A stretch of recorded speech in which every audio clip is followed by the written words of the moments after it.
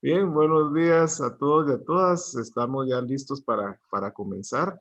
Les comentamos que esto también se está grabando, va a quedar en el canal de YouTube del director de la Escuela de Historia, justamente nuestro conferencista estelar, el doctor Ángel Romeo Valdés. Así que para no perder el tiempo en esto y porque a eso hemos venido, nos hemos convocado para eso. Justamente vamos a dar inicio dándole la bienvenida a nuestro conferencista. Bienvenido, Angelito. Bueno, Salvita, muchas gracias. Buenos días. Vamos a continuar con la clase. Primero voy a quitar la cámara porque ya me di cuenta que cuando se graba y suben es mejor que no se mire la cara de uno. Vamos a poner la pantalla grande.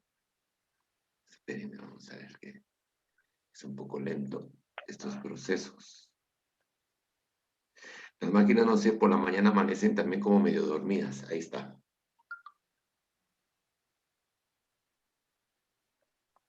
Muy bien, entonces hoy vamos a tener la clase número 2 de nuestro curso de Historia del Al-Ándalus. Y ya vamos a adentrarnos. La semana pasada habíamos hablado del Islam, ¿verdad? Expliqué las características centrales, hablamos de ciertas categorías que son muy importantes para entender el Islam, como son el de la yihad. ¿Se acuerdan ustedes que hablábamos que era una lucha interior para lograr la sumisión ante Alá, y exterior, que es la expansión del mensaje de Alá contenido en el Corán y que fue manifestado al profeta, a Mahoma? También hablamos de la UMA como una categoría que explica y que indica que toda la comunidad de los fieles son una, ¿verdad? Y que van a ser gobernados por el sucesor del profeta, que es el califa. Este último concepto, el que acabamos de explicar de la UMA, sigue siendo muy conflictivo dentro del mundo islámico, porque para el mundo islámico no es comprensible el hecho de que no sean una sola nación, sino que estén gobernados por varias personas en distintos, digamos, y divididos en países. O sea, eso es lo que no tienen, no aceptan, o sea, les parece contraproducente. Y siempre va a ser un problema. Este concepto de la UMA nos va a servir también para este curso, por eso lo estaba diciendo, ¿verdad? Hablábamos que el musulmán, viene la palabra muslim, que es sumisión, y que al-Ándalus deriva de Venus, porque para la parte oriental, Venus nacía precisamente donde está ahora la península ibérica. Por eso el nombre en islámico, pero en árabe, para el mundo islámico de la península ibérica es al-Ándalus. Como para los judíos, el nombre era Sefarad.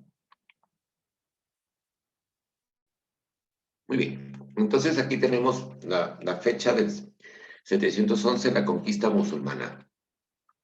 También les decía la semana pasada que ahora en estos revisionismos absurdos, algunos sostienen de que no hubo tal conquista, ni que los musulmanes, pues cuando más o menos me da la idea a mí que dentro de la mentalidad de esta gente, los musulmanes aparecieron y ya estamos aquí, y no.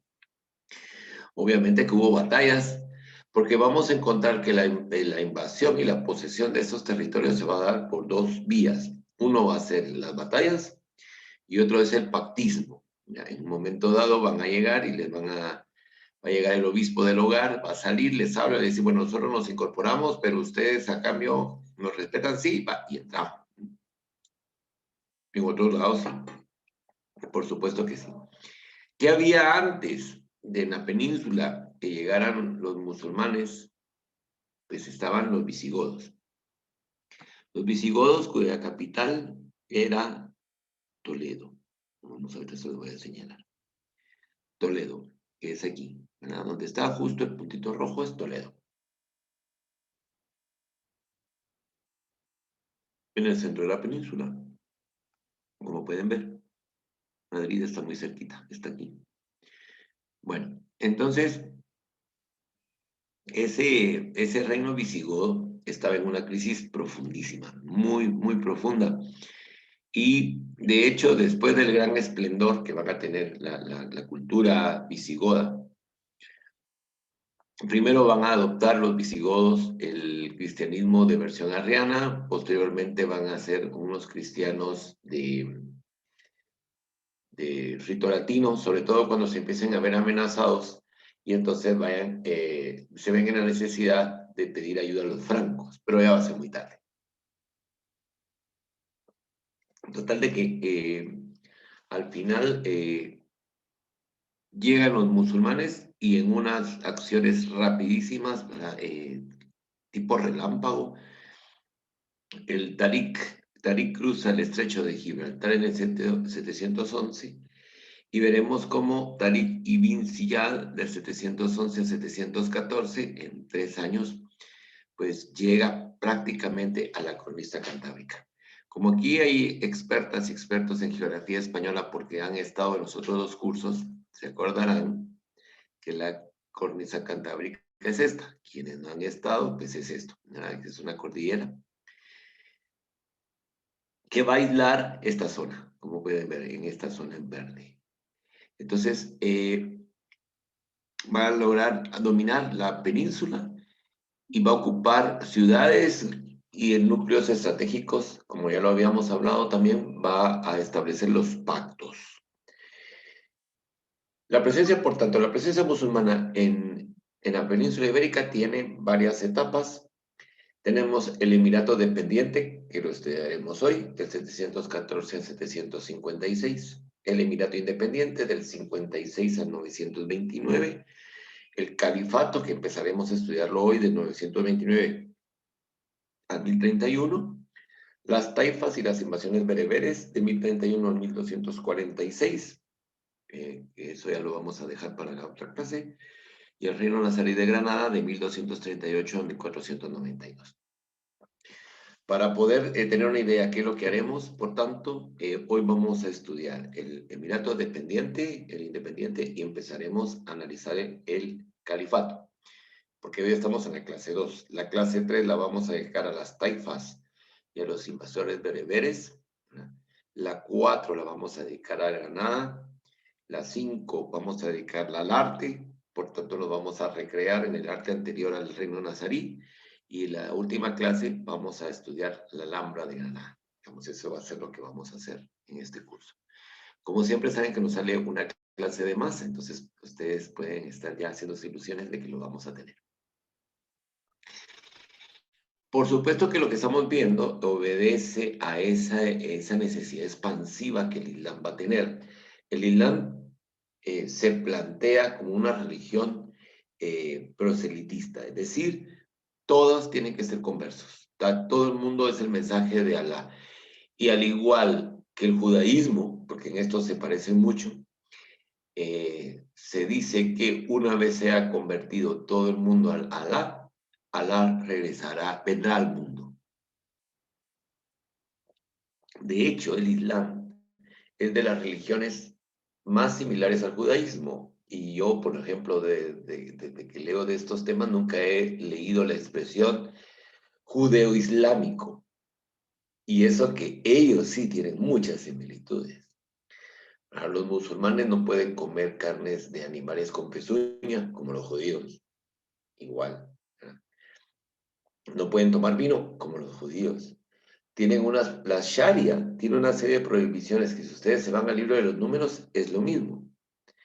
Y insisto, no oigo a nadie decir la mentalidad judeo-musulmana. Y sí, es muy parecida. En cambio, escucho constantemente el término judeo-cristiano, cuando en el curso de Historia del Cristianismo ya llevamos 7 clases y en cada clase aporto más elementos para que lleguemos a darnos cuenta que el término judeocristianismo, mentalidad judeocristiana, no es correcta. Ese curso de Historia del Cristianismo está muy interesante porque vamos 7 clases y no pasamos del siglo II.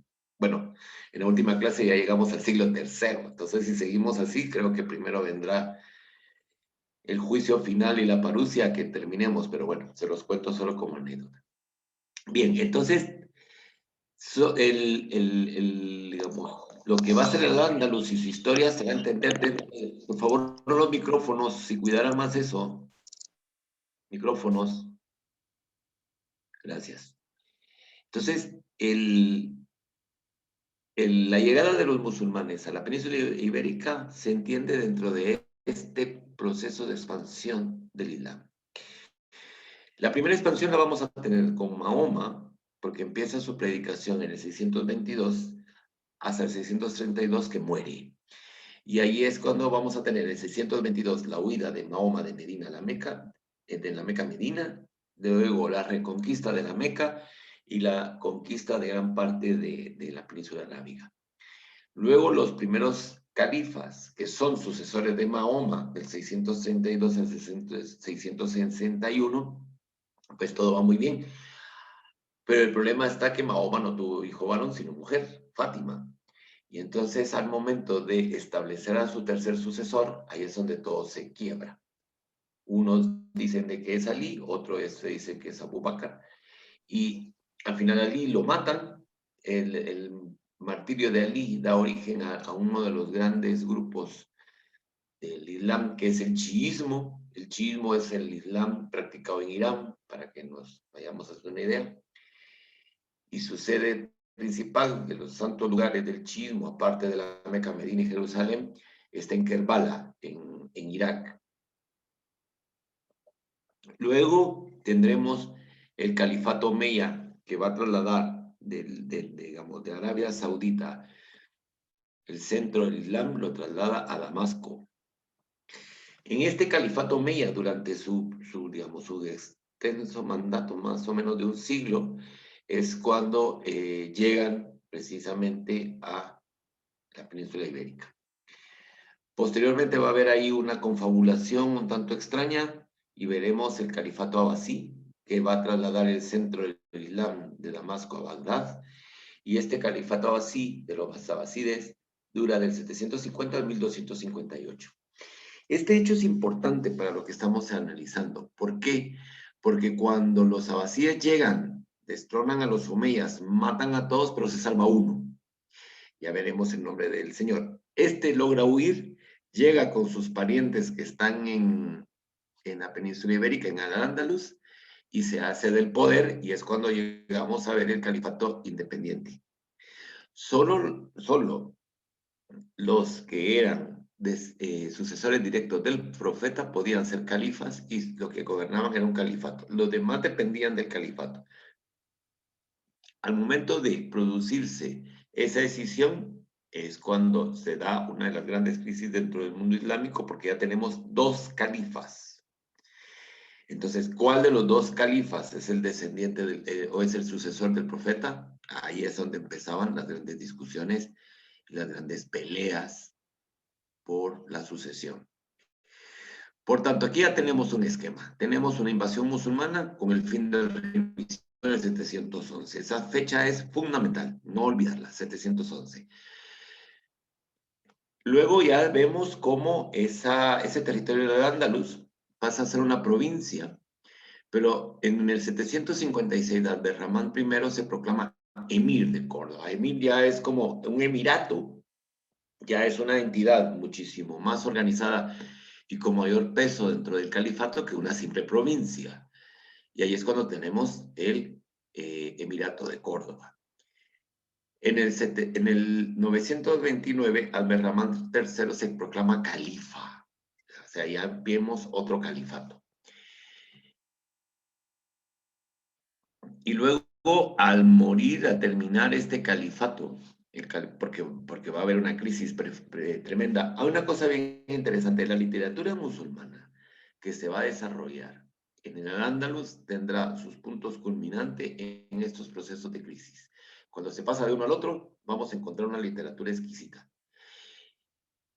Y ahora que vamos a pasar, que ya lo veremos con detenimiento, cuando se pasa del califato a la desintegración de la unidad política del Al-Ándalus, es también cuando empezaremos a ver un gran desarrollo en la ciencia.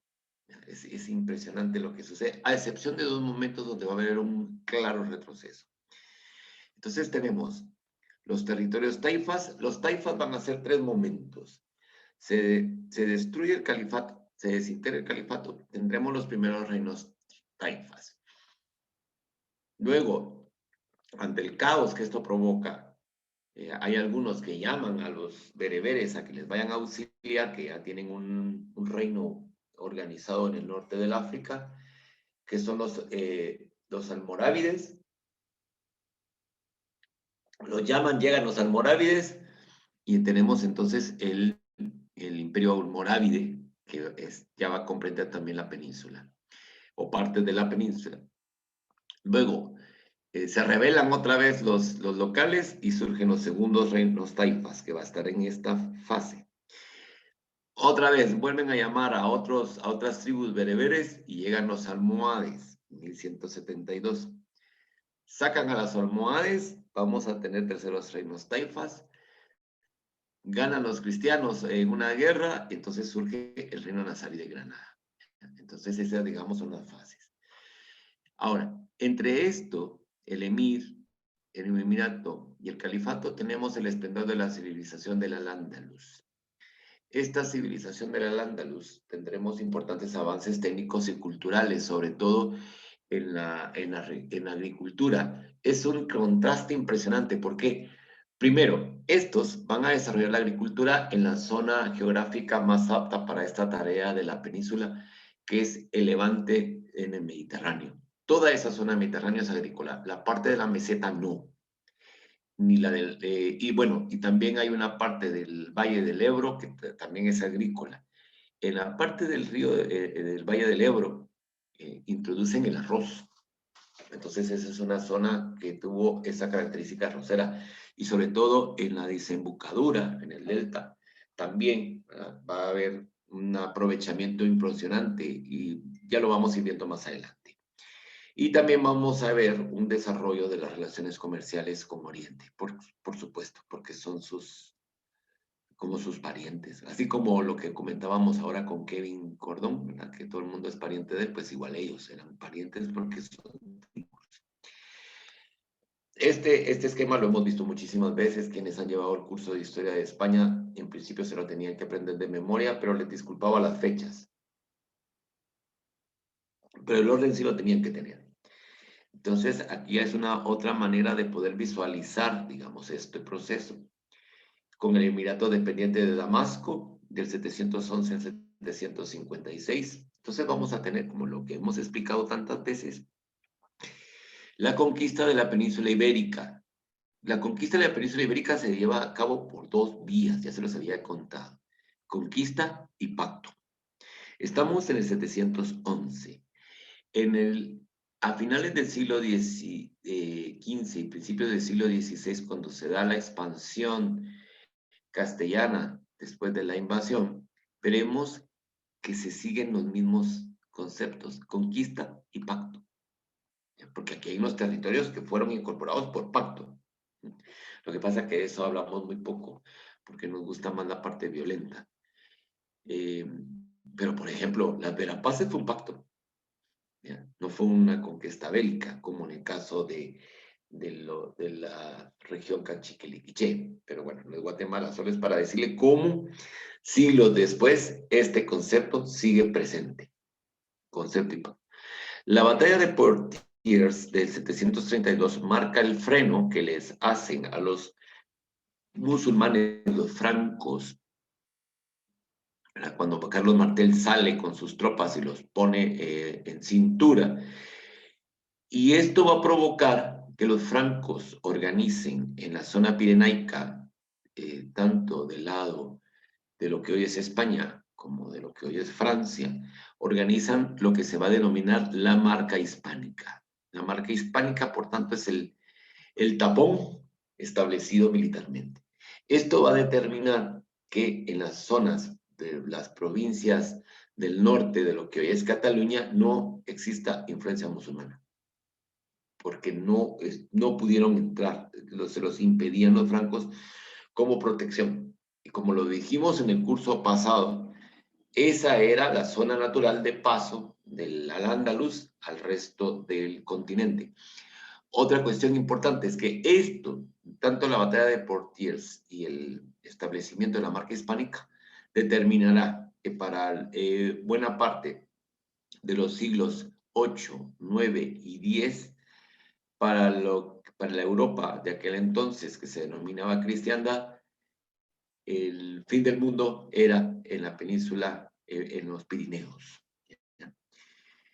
Y vamos a tener ya una organización de la división del Al-Ándalus en provincias. Vamos a encontrar también el Emirato Independiente de Bagdad, ya lo decíamos, de 756 a 929. Existe una independencia política, pero es la dependencia religiosa, por supuesto. ¿Por qué? Porque no pueden tener, no pueden erigir mezquitas sin digamos, la autorización de alguien superior, y el superior es el califa. No obstante, ya vemos que hay conflictos internos hasta que se va a establecer el califato de Córdoba. El principal gobernante del califato de Córdoba es Abderramán III, ¿ya? Que es el que más es citado por, no solo por su habilidad política, porque nuevamente va a retomar la conquista, porque en todos estos periodos los reinos cristianos han empezado a avanzar, sino también porque le va a dar el mayor esplendor a la Andaluz. Más esplendor que la Alhambra de Granada. Lo que pasa es que a todas y a todos nos deslumbra la Alhambra porque es un edificio que está muy bien conservado. Lamentablemente no llegó a nuestros días completo Medina al-Sahara. Medina al-Sahara es superior a, a la Alhambra, superior en todo sentido. El problema está que lo que tenemos son unos cuantos vestigios de su grandeza. Luego los reinos taifas y dinastías norteafricanas, pequeños reinos débiles militarmente, los almorávides, almohades y la batalla de las Navas de Tolosa. Esta batalla de las Navas de Tolosa de 1212 es la que va a determinar el destino de la historia de la península. Quien ganara iba a dominarla. Y así fue como pasó. Micrófono. Reino Nazarí de Granada de 1237 al 1492. Y ahí vamos a ver un cambio, porque antes los reinos cristianos les pagaban tributos a estos y en este momento son ellos los que les pagan a los cristianos.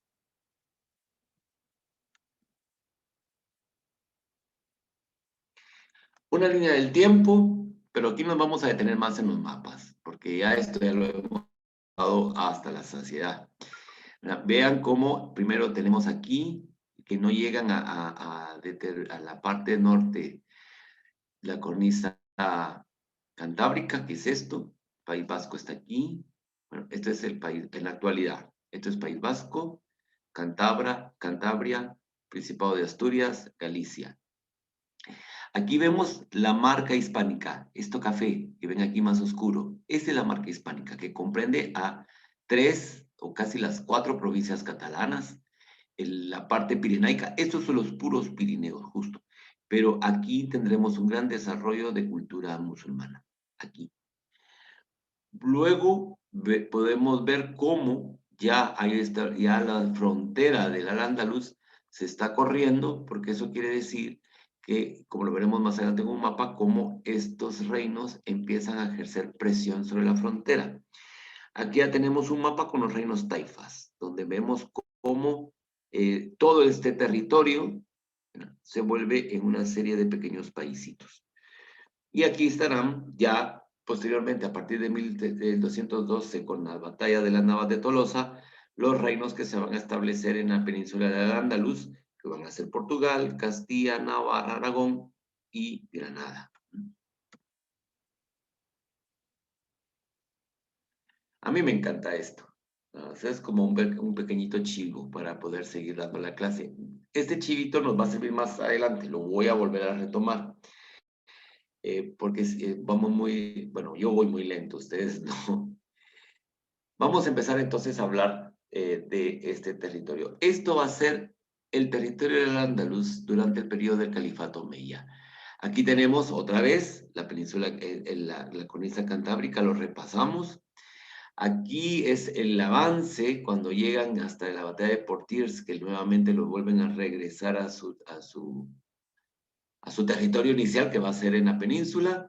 Se impone la marca hispánica y aquí se va a desarrollar toda esta región dentro del momento islámico.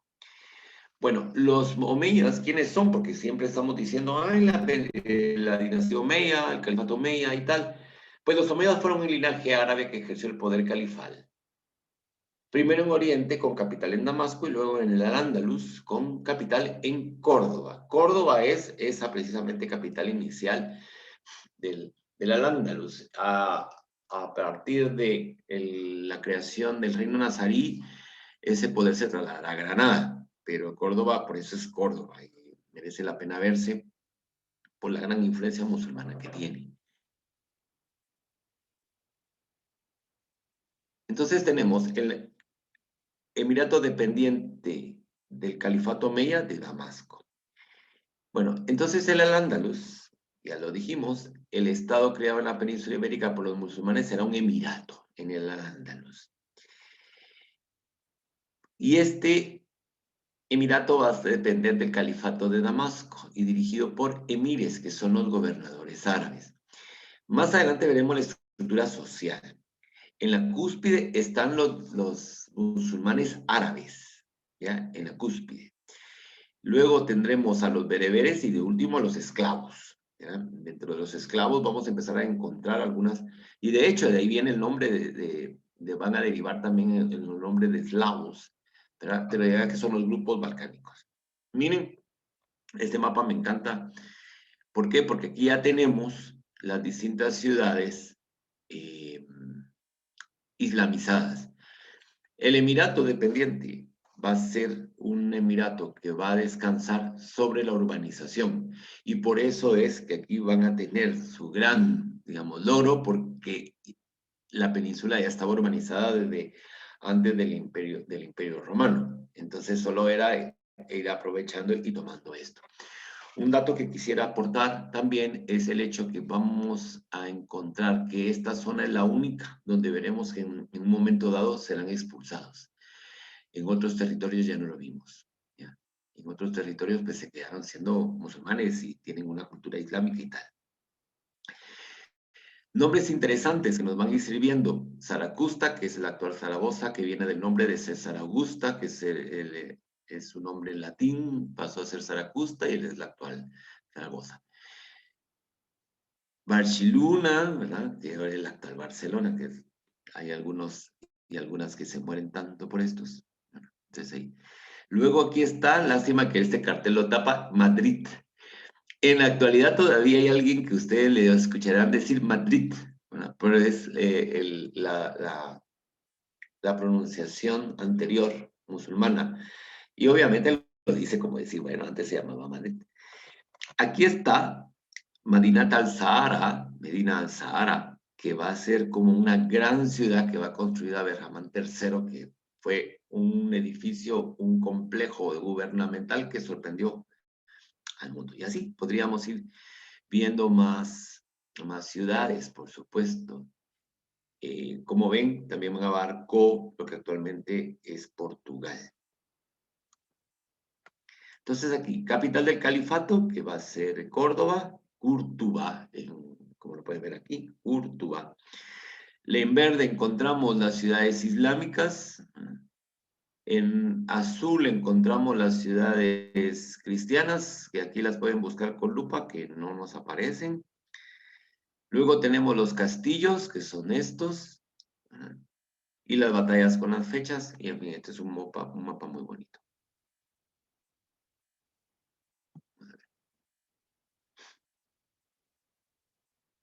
Muy bien. Bueno, el califa ya quedamos que es el representante o sucesor de el profeta. Y Abu Bakr, ya dijimos, va a conquistar la península. Y los califas Omar y Osman van a llevar la conquista a Persia, Palestina, Siria y Egipto entre el 634 y el 656. Entonces, es que esto es para mí sumamente interesante. El profeta muere en el 632. Para el 656 ya los teníamos aquí.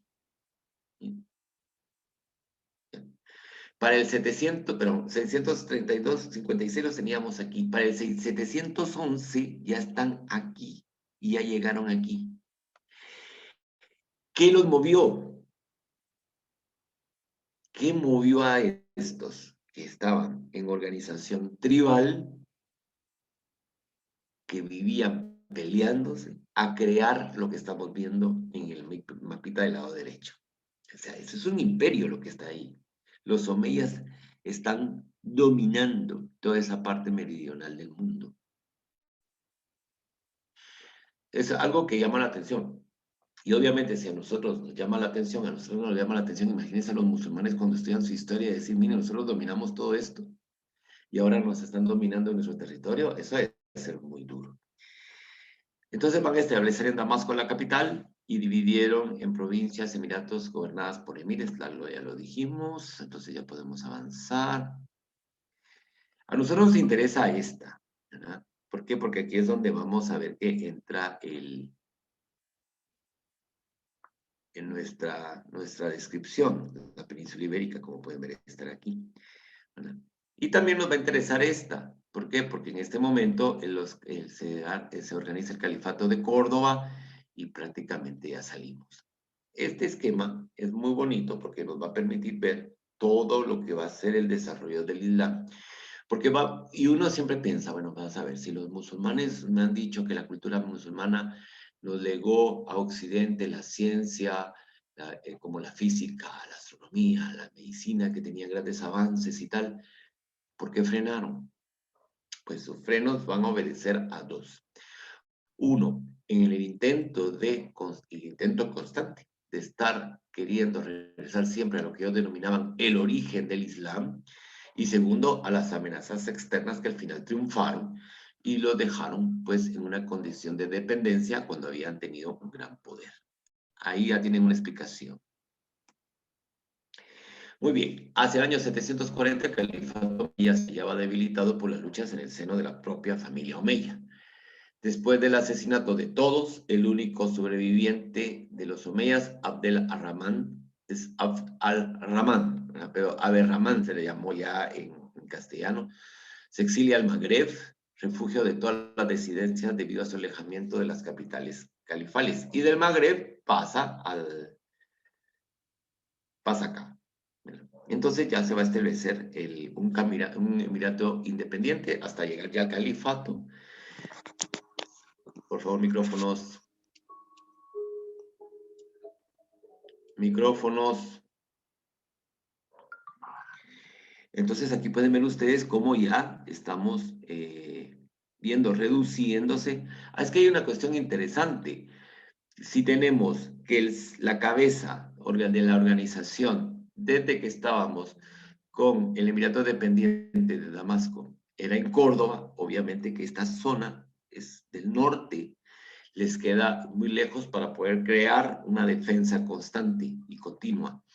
En estos mapas, claro, estos mapas son un poco engañosos porque obviamente tenemos que tener una línea de demarcación muy clara. Pero aquí lo que estamos viendo, más que, digamos, unas tropas que están unas enfrente de las otras, estamos viendo zonas vacías, tanto del territorio de los cristianos que empiezan a avanzar sobre el territorio al andalusí, como el mismo territorio del andalusí, que es el que tiene enfrente. Entonces, eso es otro factor que tenemos que tomar. Aquí está la marca hispánica, como pueden ver. Aquí está la marca hispánica, estos son los Pirineos, y la marca hispánica va a abarcar también, como ya dijimos, Barcelona, y como también les comenté, solo una parte de las provincias catalanas no estará dentro de la marca hispánica, que es Lérida. Lérida, que en catalán es Lleida. Muy bien. Como ya dijimos, por tanto, este Aberrahman huyó al Andalus y tras se proclamará emir independiente respecto al nuevo califato de Bagdad, ¿verdad? Porque Los abasíes trasladan el poder de Damasco a Bagdad. Aberrahman se declara independiente y va a crear un emirato independiente. No es califa porque él sabe claramente que los califas solo son los descendientes del profeta. Por tanto, va a ser un emir. Pero ese emirato ya no le tiene que hacer caso a nadie. ¿Ya? Aberrahman III, que va a ser uno de sus sucesores, va a dar un paso más hacia la independencia de Al-Ándalus al proclamar el califato de Córdoba en el 929. De esta manera se convertía en el líder independiente, no solo en lo político, sino también en lo religioso. El líder religioso a partir de ahora es él. ¿Ya? Y aquí, en este mapa un poco borroso, pueden ustedes ver cómo ya van avanzando y organizándose de mejor manera los territorios cristianos.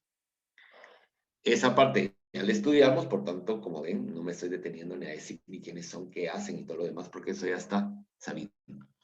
Es el periodo de mayor esplendor político, económico y cultural del Al-Ándalus,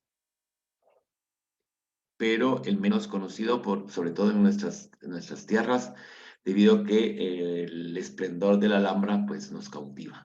Y por supuesto, acabó con las rebeliones internas Aberrahman III.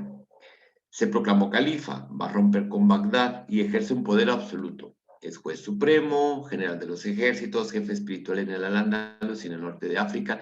Y Aberrahman III manda a construir Medina al-Zahara en honor a una de sus favoritas, ¿verdad? Porque acuérdense que son musulmanes, entonces tienen varias favoritas. El mundo musulmán es impresionante porque su nacimiento, como lo he dicho, ya fue una sociedad organizada tribalmente, pero resulta que lo que va a destacar más es el desarrollo urbano. Y por eso es que van a construir unas ciudades impresionantes como Córdoba, que pasó a ser el núcleo de la red urbana y se convirtió en la ciudad más importante de la Europa medieval. Córdoba era el referente. Y uno diría, ¿no era Roma? No, Roma estaba en decadencia en este momento. O sea, para el mundo occidental, para la cristiandad, decían, en tierra de infieles, que se referían al Andaluz, en una ciudad denominada Córdoba, que es un esplendor.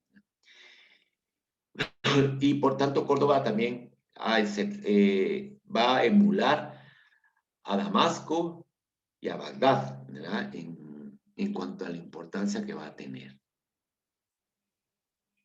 Y aquí tenemos uno de los patios interiores de la mezquita de Córdoba, hoy convertida en catedral. En torno a la mezquita de Córdoba y en su actual situación de catedral, hay una gran discusión propia del posmodernismo, típica, absurda, pero ya saben que en el posmodernismo lo absurdo es lo que merece la pena, y lo sensato, lo concreto, lo racional, eso eso no. Bueno, ya iba a decir qué es, pero mejor lo vamos a dejar ahí. En este emplazamiento, vamos a ver, los musulmanes van a aplicar lo que han aplicado todos. Lo hicieron los cristianos. Y es que los cristianos aquí tenían su iglesita, ¿verdad? Así, toda sencilla, toda bonita. Vienen los musulmanes, la vuelan y construyen la mezquita. Regresan los cristianos, no van a destruir la mezquita, sino que la transforman en iglesia. Prueba de ello es esto que van a ver ustedes aquí. Miren, aquí en el fondo hay una especie de altarcitos. En el original, esta pared no existe. Ya veremos como la que está aquí al fondo. Ya veremos ya veremos un plano. ¿Por qué? Porque en la práctica religiosa islámica, obviamente vienen de una zona donde eso era como lógico, pues les gustan lugares amplios, altos y que no los tapen las paredes. Aquí está. Esta es la gran mezquita de Córdoba. Miren, solo queda el minarete, que es este. Bueno, este es un jardín, que lo volvieron jardín, porque esta era una plaza, aquí lo podemos ver, la parte verde, y toda esta parte que está aquí era la de las columnas, que son estas, pero que después le pusieron paredes, la dividieron, le van a añadir esto para hacer la actual catedral. Esta es la Catedral de Córdoba. Aquí hay una toma, ¿verdad?, que es preciosa. Este puente es romano. Esto es, aquí hay de todo, ¿verdad? Ahí hay periodo visigótico, ahí hay de todo, pues islámico, románico, o sea, es una maravilla. Son esos conjuntos que cuando uno los ve, se queda encantado, ¿verdad? Se queda extasiado. Permítame, vamos a ver.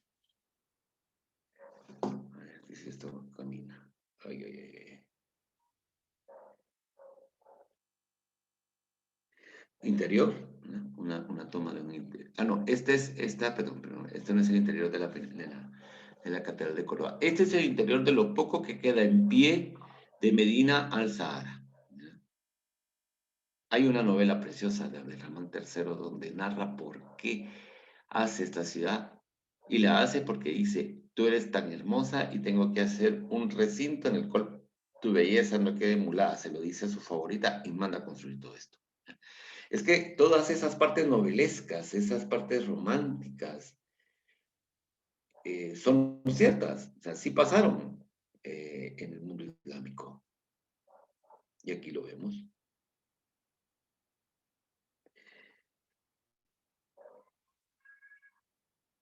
Este es el plano, vamos a ir avanzando más rápido, de este gran complejo que se aprovechó la ladera de una colina para poder construirlo. Nos quedan pocas muestras, de hecho si no es que yo creo que ya con estas noticias de la pandemia ya le perdí la pista, va a ser declarado Monumento de la Humanidad, esto que hace la UNESCO. Miren, algunos restos que nos quedan del esplendor de Medina del Sahara. Miren, esto es una serie de conjuntos de palacios, de jardines, impresionante. Patrimonio de la Humanidad, aquí está. Su construcción inicia en el 936, ¿verdad? Y como ya dije, se debe honorar a su favorita al-Sahara. Medina es como ciudad, ¿verdad? Ciudad, una Medina, un pueblito, ¿verdad? Medina del Campo, por ejemplo, ¿verdad? Y así un montón de ciudades y pueblos en España llevan el término Medina. A ver, yo creo que nos estamos enredando aquí y no viene a cuento lo que está diciendo aquí. Musulmán es un término religioso, ya se lo expliqué. Ya vi que viene del término muslim o islam. Y nunca he dicho que los árabes todos sean musulmanes. Entonces vamos a aclarar porque yo creo que nos está enredando aquí. Nunca dije que los musulmanes fueran todos árabes. Por favor. Porque si no, después empiezan los grandes enredos. Aprovechando perfectamente el desnivel del terreno, la ciudad palatina de Medina a Sahara o al Sahara fue distribuida en 3 terrazas. El recinto de la ciudad adoptó un trazado rectangular. En el año 1010 fue saqueada e incendiada durante la guerra civil que desmembró al califato en los reinos taifas. Así es cuando lo perdimos. Miren, esto hubiera sido una maravilla tenerla. Aquí, Califato de Córdoba. Entonces aquí vamos a ver cómo Abderramán III nuevamente quiere reconquistar territorios. Llega hasta aquí. Y su sucesor, vamos a ver que va a tener, su capitán va a tener unas batallas que es Al-Mansur, y va a querer recuperar todo esto que tenemos acá. ¿Ya? Califato de Córdoba con la respuesta. Entonces aquí ya vemos tropas que empiezan a incursionar dentro del territorio del califato cuando empiezan su debilidad. No lo van a destruir, por supuesto. Bueno, miren, aquí tenemos una ciudad con el nombre Medina, Medina Celi. Precisamente es Celi, porque además Celi de Cheli, de Chelum, cielo, Este es un emplazamiento que está en alto y es muy frío, ¿ya? Entonces es una ciudad en lo alto, Medinaceli.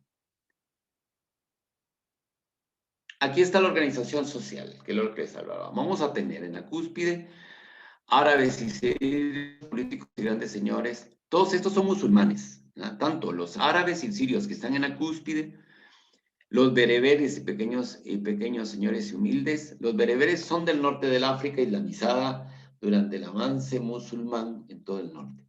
Vuelvo a recalcar, el Islam es una religión proselitista. Tiene un concepto universalista y por tanto vamos a encontrar de todos los grupos étnicos dentro de su composición.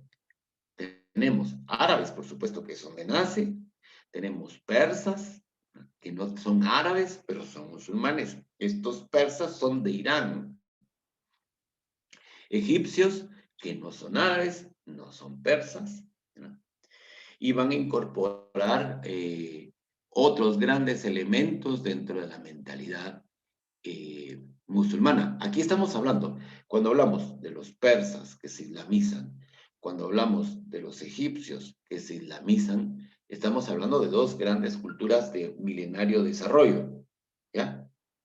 Pero cuando siguen avanzando hacia el occidente por el norte del África, se van a topar con pueblos tribales similares a ellos, que son los bereberes, que son ahora en la actualidad son los tuareg también, que es otro de los grupos dentro de lo que se llama el conjunto de bereberes. Estos son los que están abajo. Y luego tenemos los muladíes, que son de origen cristiano. Estos son cristianos conversos, que los vamos a encontrar aquí. Y luego tenemos de otras religiones, que son los judíos, y otras derivados del cristianismo, que son los mozárabes. Vamos a ver, sí, le tenemos que dar una clase a los mozárabes. Es muy bonita su historia, pero muy triste. Y posteriormente los esclavos, ¿verdad? Que son los que están abajo, por supuesto. Por tanto, ¿qué van a hacer cada uno? Tenemos árabes, que son la aristocracia terratenientes y los grupos más poderosos. Tenemos bereberes, que son poseedores de tierras, conforman el grueso de los ejércitos. Los muladíes son hispano-visigodos convertidos al Islam, porque hubo, por supuesto, conversiones de antiguos cristianos al Islam. Y luego tenemos las dos poblaciones no musulmanas, que son los judíos, que van a vivir en las juderías, comerciantes, influencia social por poder económico. Al igual que los cristianos dentro del territorio del Al-Ándalus, van a tener momentos en los cuales nadie los voltea a ver y momentos en que les van a atacar. También hay que quitarnos esa romantización que se ha hecho mucho, sobre todo ahora, con todos estos problemas políticos que tiene España, bueno, que siempre los tiene. Y se dice, es que en el periodo del Al-Ándalus habíamos logrado la convivencia de tres culturas y toda una maravilla y tal, y ahora no. Vamos a encontrar momentos muy tranquilos, todos en paz, y momentos de unos grandes conflictos, levantamientos, purgas, etc. Porque son seres humanos como nosotros. Los mozárabes son población cristiana, solo podían dedicarse a la agricultura y a la artesanía, pero artesanía de cerámica. ¿Y por qué artesanía de cerámica? Porque ahí no tienen que usar nada punzocortante. Posteriormente, obviamente, estamos hablando de 7 siglos, esto se va a empezar a abrir un poquito.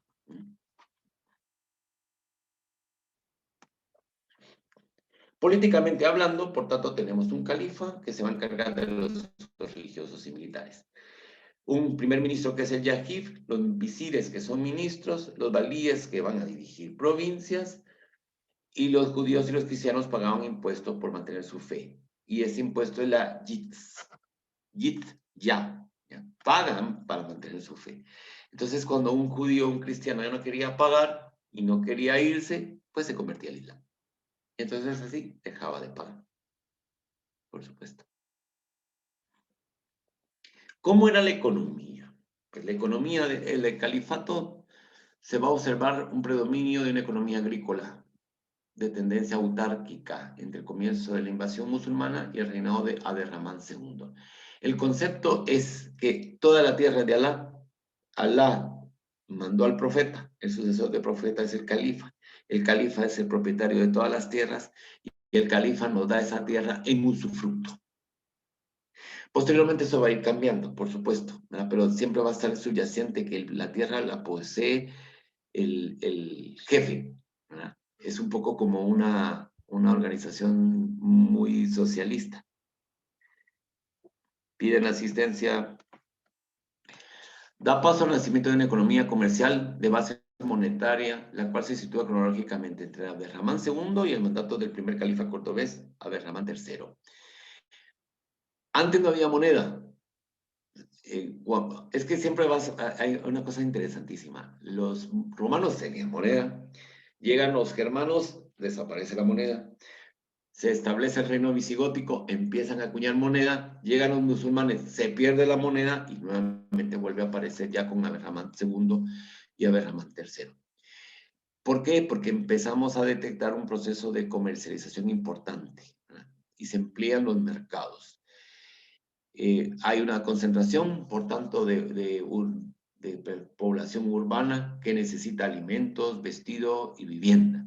Y Córdoba, como ya dijimos, se va a constituir en una de las grandes, digamos, urbes que tiene concentrado una cantidad de gente y pues tenemos esto. En el siglo XI vamos a empezar a ver que empieza la explotación y transporte de madera, productos de primera necesidad, ¿ya? No solo para construir, sino también para el desarrollo de determinadas actividades industriales.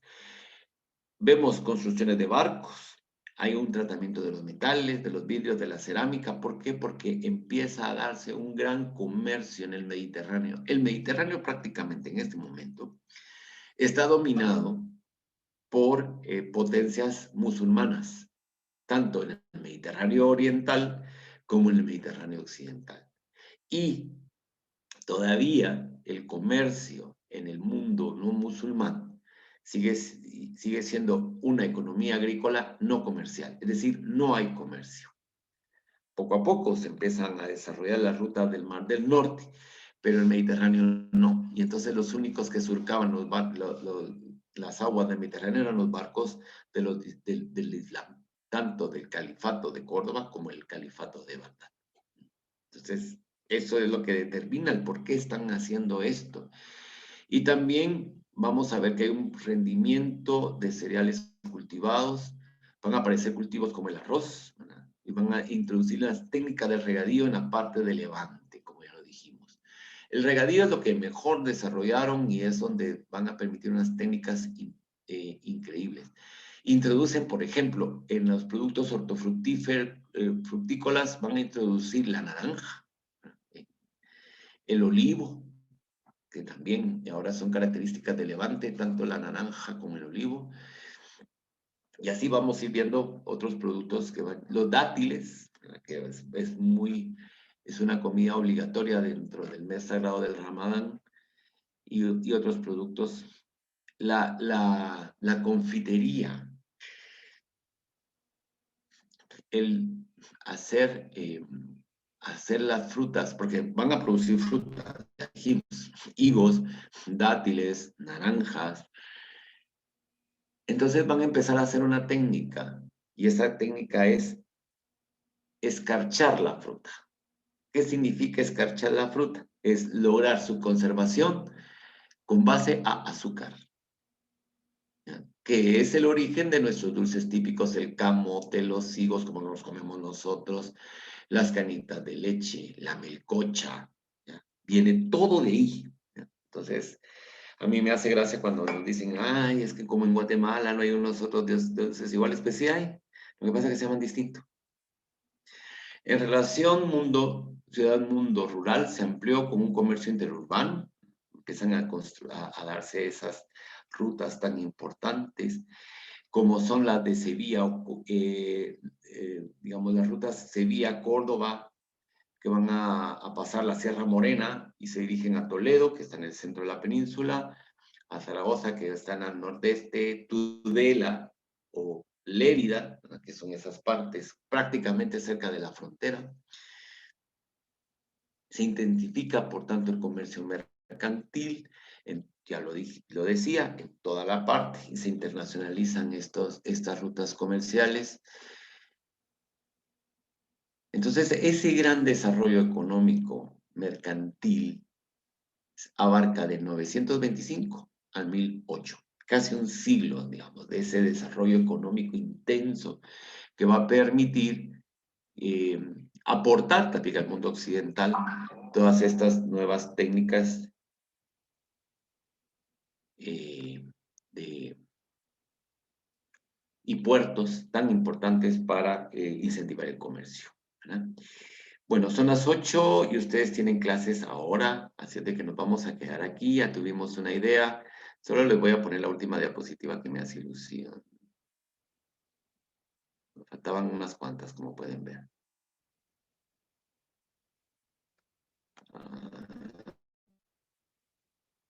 Y ahí está.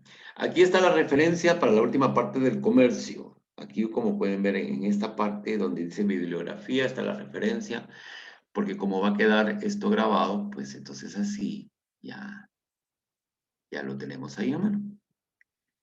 Muy bien, que nos quedamos acá y seguiremos el próximo sábado a las 7 de la mañana para nuestra tercera clase. Excelente. Gracias.